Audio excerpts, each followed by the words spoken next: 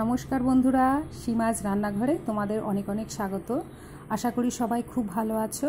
আজ আমি একটা মোগলাই খাবার নিয়ে এসেছি। এই খাবারটার নাম হচ্ছে নার্গিসি কোপ্তা কারি। তাহলে চলো এই খাবারটা কিভাবে আমরা ঘরে বানাতে পারি সেই রেসিপিটা এখন তোমাদের সঙ্গে শেয়ার করি। তাহলে চলো শুরু করি।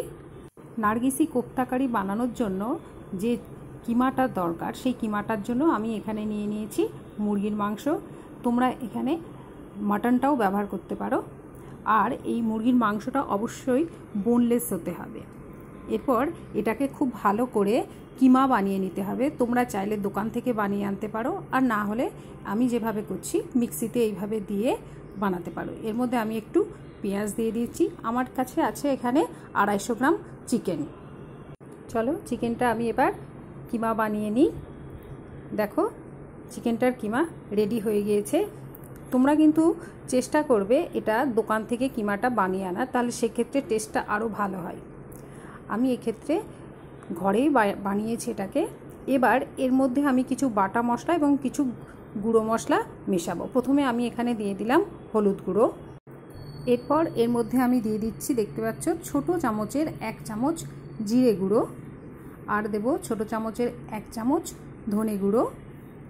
এরপর এর মধ্যে আমি দিয়ে দিচ্ছি গরম মশলা গুঁড়ো, এটাও ছোটো চামচের 1 চামচ নিয়েছি। আর দিচ্ছি লঙ্কা গুঁড়ো, এটা তোমরা যেমন যে ঝাল খাবে সেই অনুপাতে দেবে। আর এর সাথে থাকছে 1 চামচ রসুন বাটা, 1 চামচ আদা বাটা। এরপর এই কিমার মধ্যে আমি দিয়ে দেব 1 চামচ বেসন। এটা দিলে পরে কিমাটা খুব ভালোভাবে বাইন্ড হয়ে থাকবে। এরপর এর মধ্যে আমরা দিয়ে দিচ্ছি স্বাদ মতন লবণ, আর দিয়ে দেব ধনেপাতা কুচি। এগুলো দেওয়ার পর এই কিমাটাকে খুব ভালো করে মেখে নিতে হবে। চলো আমি এটাকে খুব ভালো করে হাত দিয়ে মেখে নিই। এটা যত ভালোভাবে মাখবে তত এটা নরম হবে। দেখো আমি এটাকে ভালোভাবে মেখে নিয়েছি। এবার নার্গিসি কোপ্তা কারি বানানোর জন্য যেটা দরকার সেটা হচ্ছে ডিম। আমি এখানে 4টে ডিম আগে থেকে সিদ্ধ করে নিয়েছি। এবার এই ডিমগুলোর ওপর দিয়ে আমি যে চিকেনের কিমাটা তৈরি করেছিলাম সেইটা দিয়ে দেব। এর জন্য আমি হাতে একটু তেল নিয়ে নিয়েছি। এরপর এই কিমাটাকে এইভাবে চাপ দিয়ে দেখো তৈরি করবে, একটু বড় করে বানাবে। বানানোর পর এর ভিতরে আমি এবার একটা ডিম সিদ্ধ দিয়ে দেব। এরপর এটাকে পুরো ভালো করে কোট করে দিতে হবে ডিমের ওপর দিয়ে। দেখো তোমরা দেখতে পাচ্ছ এইভাবে খুব ভালো করে চারিদিকে আমি কোট করে দেব। এইভাবে এটাকে হাত দিয়ে খুব ভালো করে চারিদিকে লাগিয়ে নেবে, যাতে একটুও কোনো দিকে ফাটা না থাকে। দেখো তোমরা দেখতে পাচ্ছ আমি কি সুন্দর এটাকে ভালো করে তৈরি করে নিয়েছি, একটুও ফাটা নেই কোনো জায়গায়। এইভাবে চলো এবার আমি বাকি যে ডিমগুলো আছে তার উপরেও এই চিকেনের কিমাটা লাগিয়ে নিই। দেখতে পাচ্ছ তোমরা কিভাবে করেছি, একটুও কোথাও এটা দেখো ফাটা নেই, পুরো সুন্দরভাবে সেট হয়ে গিয়েছে। দেখো এইভাবে আমি 4টে ডিমের ওপরেই চিকেনের কিমাটা লাগিয়ে নিয়েছি। এবার এগুলোকে আমি ফ্রাই করব। কড়াইয়ে আমি সাদা তেল নিয়ে নিয়েছি। তেলটা আমার গরমও হয়ে গিয়েছে। তোমরা যখন এগুলোকে ফ্রাই করবে গ্যাসের ফ্লেমটা অবশ্যই লো টু মিডিয়াম রাখবে, তাহলে পারে এগুলো খুব সুন্দরভাবে ফ্রাই হবে। চলো এইভাবে আমি এবার একটা একটা করে এই কিমার বলগুলো ভেজে নিই। দেখো কি সুন্দর লাল লাল হয়েছে এগুলো। এবার এগুলোকে চলো একটা একটা করে আমি কড়াই থেকে তুলে রাখি। দেখো কোপ্তাগুলো আমার সব ভাজা হয়ে গিয়েছে। এবার এর জন্য আমি কারি তৈরি করব। কারি তৈরি করার জন্য আমি কড়াইয়ে তেল নিয়ে নিয়েছি। এবার এর মধ্যে খুব ভালো করে কুচি করে রাখা আমি পেঁয়াজ কুচি দিয়ে দিচ্ছি।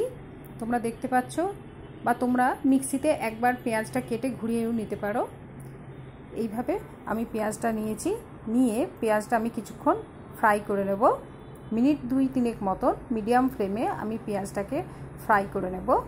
এরপর এর মধ্যে আমি দিয়ে দেব ছোটো চামচের 1 চামচ রসুন বাটা, ছোটো চামচের 1 চামচ আদা বাটা।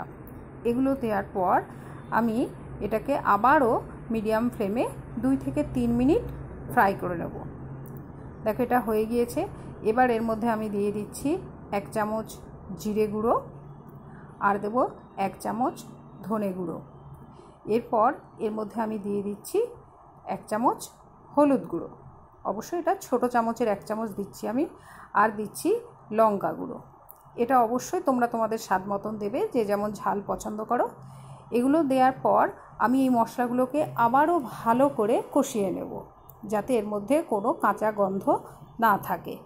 দেখো, এটাকে আমি আবারও 2 থেকে 3 মিনিট মিডিয়াম ফ্লেমে কষিয়ে নেব। দেখতে পাচ্ছ মশলাটা আমার প্রায় কষানো হয়েই গিয়েছে, তেল ছেড়ে দিয়েছে। এবার আমি এর মধ্যে দিয়ে দিচ্ছি স্বাদ মতন লবণ। লবণ দেওয়ার পর মশলাটা আমি আবার ভালো করে মিক্স করে নেব। এরপর এর মধ্যে আমি দিয়ে দিচ্ছি 1.5 কাপ টমেটো পিউরে বা টমেটো বাটা। এটা দেওয়ার পর আমি এটাকে আবারও 3 থেকে 4 মিনিট এটাকে কষিয়ে নেব, যাতে টমেটোর কাঁচা গন্ধটা না থাকে। দেখো, 3 থেকে 4 মিনিট মতন আমি এটাকে কষিয়ে নিয়েছি, আর কি সুন্দর তেলও এসে গেছে চারিদিক দিয়ে। আর এর মধ্যে আমি এবার দিয়ে দিচ্ছি ছোট চামচের 1 চামচ গরম মশলা গুঁড়ো আর দিয়ে দিচ্ছি কসুরি মেথি। এগুলো দেওয়ার পর এটাকে আমি আরও একটু ভালো করে নাড়াচাড়া করে নেব মিনিট খানিক মতন। দেখো, মশলাটা পুরো রেডি হয়ে গিয়েছে আমার। এবার এর মধ্যে আমি দিয়ে দিচ্ছি ফেটিয়ে রাখা টক দই। এখানে আমি 1/2 কাপ টক দই ব্যবহার করেছি। অবশ্যই তোমরা টক দই যখন ব্যবহার করবে গ্যাসের ফ্লেমটা কিন্তু একদমই লো রাখবে, হাই ফ্লেমে কখনোই তোমরা মশলার ভিতরে টক দই দেবে না। দেখো, টক দই দেওয়ার পর এটাকে আমি আরও 1 মিনিট মতন কষিয়ে নিয়েছি, তেলও কি সুন্দর ছেড়ে দিয়েছে। এবার আমি একটা একটা করে কোপ্তা এর মধ্যে দিয়ে দিচ্ছি। কোপ্তাগুলো দেওয়ার পর আমি এর মধ্যে এবার দিয়ে দেব জল। আমি এখানে 1.5 কাপ জল ব্যবহার করছি। জলটা দেওয়ার পর আমি মশলাগুলো খুব ভালো করে মিশিয়ে নিয়ে জলের সাথে এটাকে ঢাকা দিয়ে কমপক্ষে 10 থেকে 12 মিনিট রেখে দেব।